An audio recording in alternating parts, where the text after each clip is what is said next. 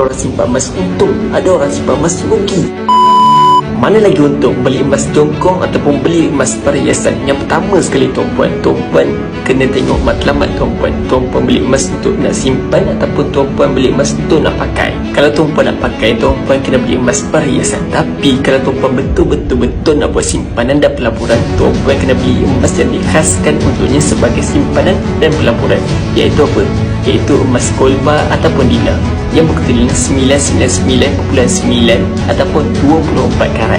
Ini adalah item yang sesuai untuk dijadikan sebagai simpanan dan juga pelaburan.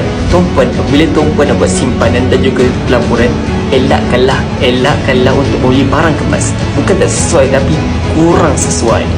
Maksud saya apa tuan? Kalau kita nak memaksimumkan keuntungan apabila kita buat simpanan emas dan juga pelaburan, kita kena beli emas yang betul lah.